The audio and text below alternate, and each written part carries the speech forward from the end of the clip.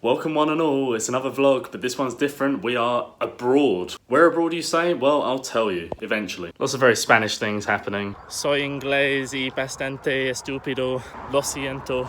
Top place to eat here is the Guinness Tavern. You got the Fox and the Hounds around the corner. There's a Burger King on the seafront. Purpose is DP World Tour Q School. We're gonna go watch it. No idea what to expect really, so let's go check it out.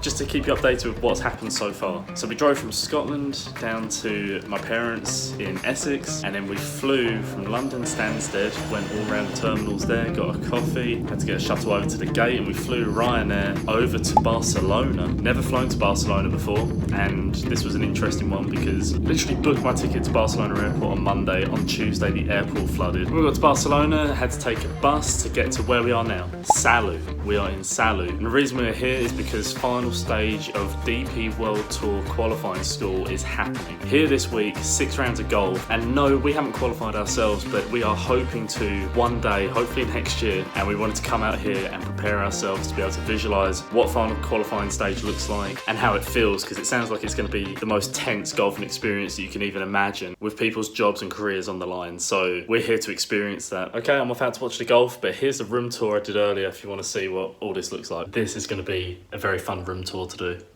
Very modern. Love the teal. Double bed. TV and mirror. Complimentary agua. A sliding door to the bathroom. Shower. Many towels. Trio of soaps. Sink tuple of soaps. Close-up mirror. Big boy mirror. Disinfected toilet. Oh yeah, and I nearly forgot. The balcony. Door won't open for some. Oh, there we go.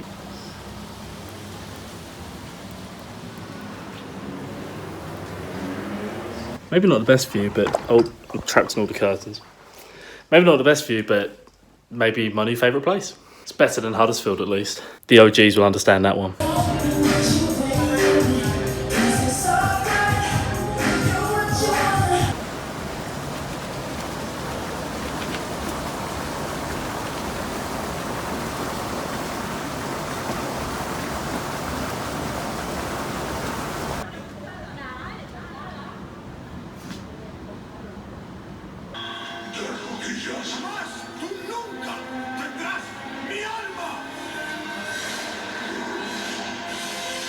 So part of this is a cultural experience too.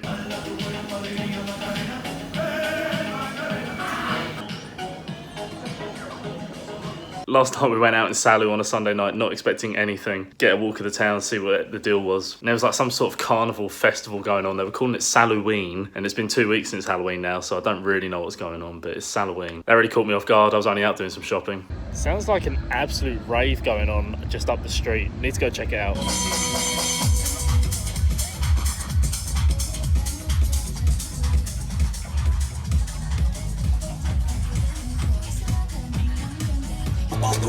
Pa' tener 12 mujeres, yo le pregunté a Danilo.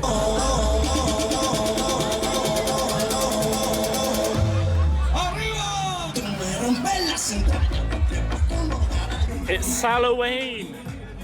It's Salouine! Just a reminder, this is a Sunday night. I just went for a walk to get some supplies, get some dinner before going to bed. And then it turns out that Sundays are a massive thing here in Salou. When in Rome.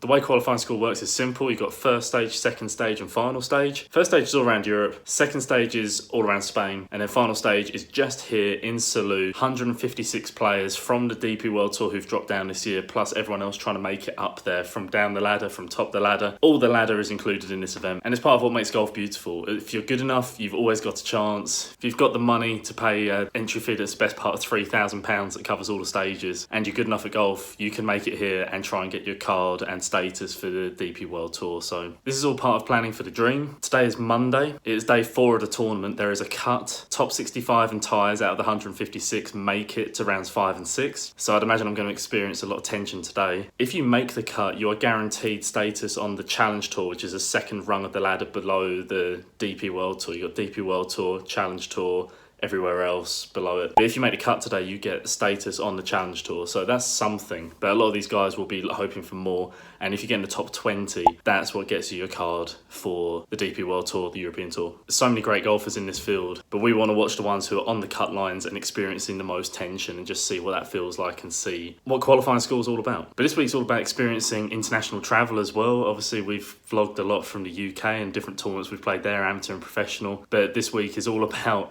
can we do it in Spain? Can we get a good trip going and be organised and financially efficient, having to travel to a different country? The flights were just over £100. The hotel, which we got to yesterday in Salou, hotel's amazing, got a rooftop bar, it had a welcome cocktail. We just paid slightly extra. We were going to get an apartment, but we just paid slightly extra to feel comfortable and feel like everything was taken care of us, because I've never travelled on my own to Spain before, so just wanted to get a feel for it in a comfortable setting. But the hotel itself was about 217. We've added breakfast on top of that for €36 for the 4 days, 4 nights. The bus was €33-ish. Pounds, euros, it's all the same thing now. Gonna see the golf courses now. It's Infinitum Golf, it's the Lakes course and the Hills course. No idea what to expect really, so let's go check it out.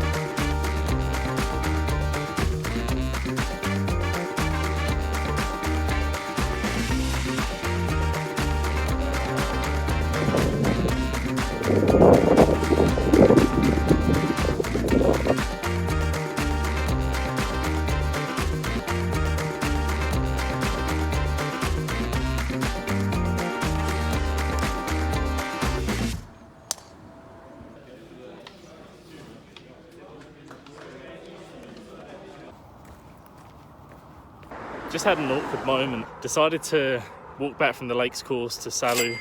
It's only 45 minutes and I don't want to keep spending money on taxis. Google Maps sent me the wrong way, and then a security guard had to escort me off the premises because I was going towards the other golf course, the Hills course, rather than the road I was meant to be going to. He was very polite about it, to be fair, and not that scary, but he was wearing armour and things and it did terrify me slightly. So he dropped me off at the front gate and I just had to say, "Señor, gracias. Soy inglés y bastante estúpido. Lo siento." He understood. Thank you to that man for his patience. On the right track again. Dinner of Champions.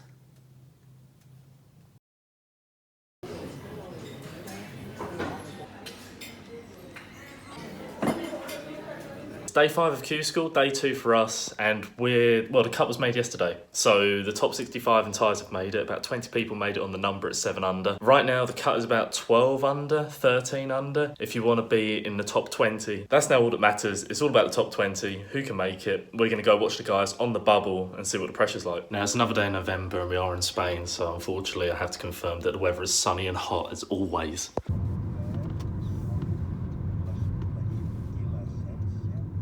Arrived at the course and realised that we should have said what we did yesterday. We ended up following Eddie Pepperell around for most of it, for the back 9. It was definitely tense, everyone trying to make the cut, but I think today's going to be much more tense, with people trying to get in the position to make the top 20 and get their tour card and secure their livelihoods for next year. Yesterday was noticeably quiet. It really felt like people weren't talking. It felt stressful. That's what we came here for. Much windier today too. You can expect scoring to be more difficult. And body temperature. We've already had to go for the gilet. Incredible scenes.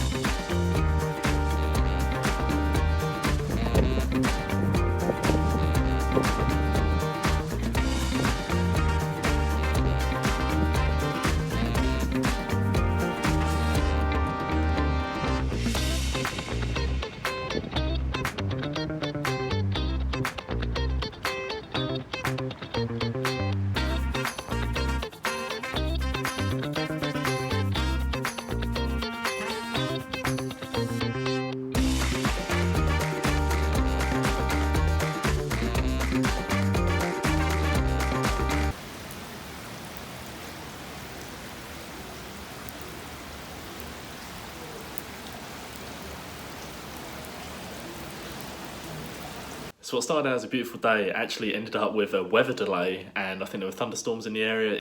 Absolutely chucking with rain. Some of the leaders have got 2 or 3 holes left to go, so I thought, come back to the hotel, chill out, and get ready for tomorrow. Got some little bits for dinner. It's another focaccia from the corner shop.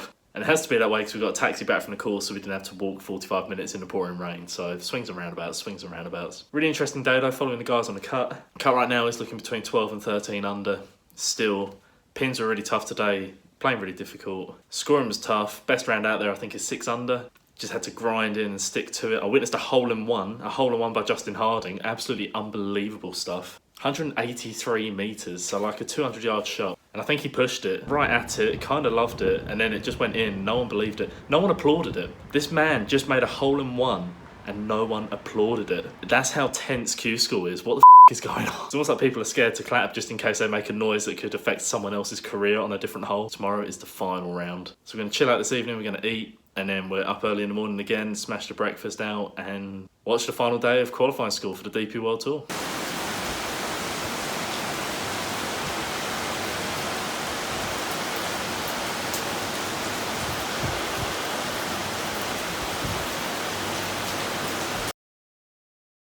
So interesting development, we've woken up on Wednesday morning and play has been cancelled. It's rained all night, it's meant to be raining all morning. There's been a Spanish government notice sent out that people shouldn't be doing stuff. So I think we're going to be stuck in a hotel today. No golf, and our flight's booked out for tomorrow morning, and that's when play is meant to restart. So we're going to go have breakfast and try and figure this out. Because as of right now, we're not going to get to see the end of the golf. That's a problem.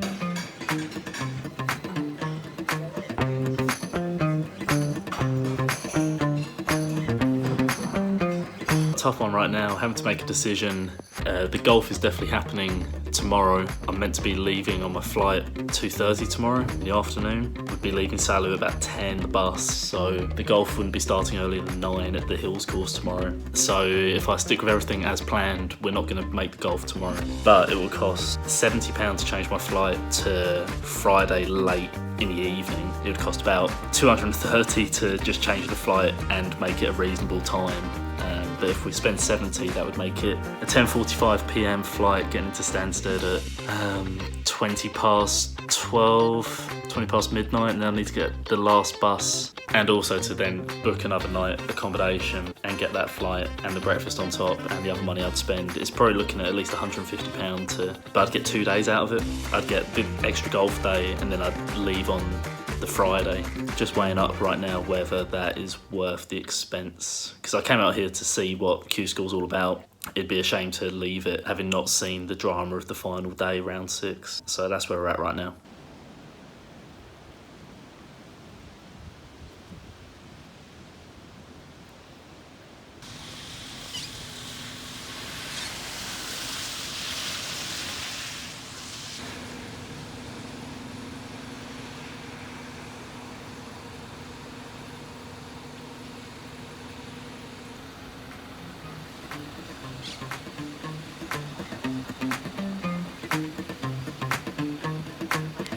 Okay, we're coming for a walk. Everywhere is shut because it's so wet and rainy and sad. Or maybe that's just November in Salu, who knows. We made a decision, we're going to stay here, we're going to see it through to the end. We've booked a flight that leaves Friday night instead of Thursday lunchtime. So we're here for another day and a half in Spain, and we're thrilled about it.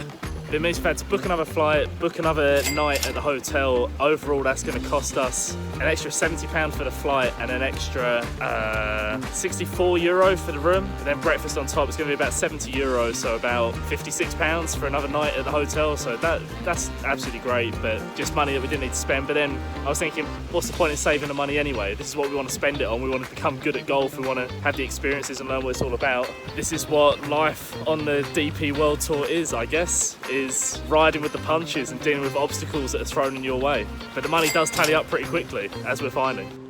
Oh dear. Next time you see me, we'll be getting ready to experience the final day. DP World Tour Q School final stage.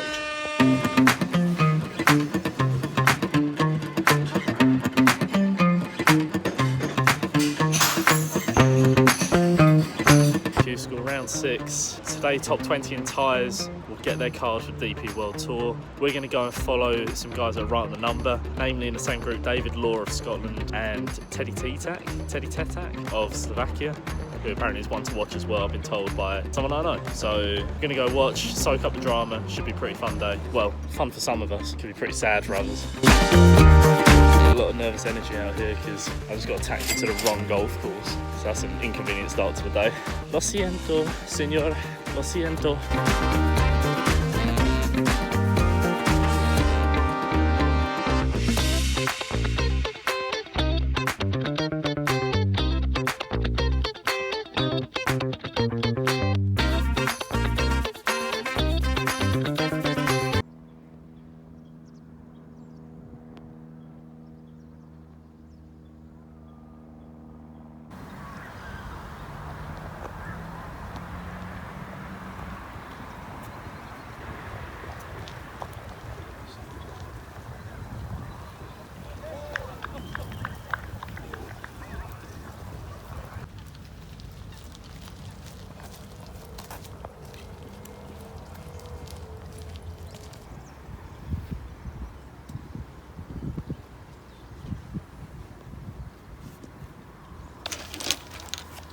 Great ball, David.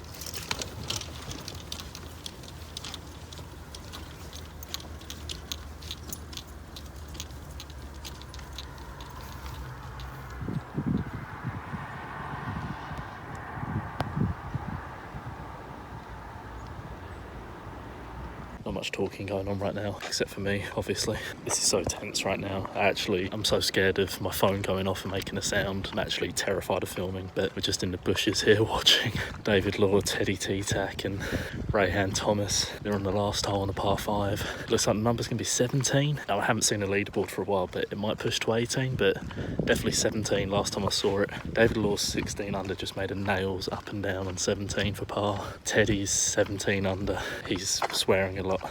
This is stressful.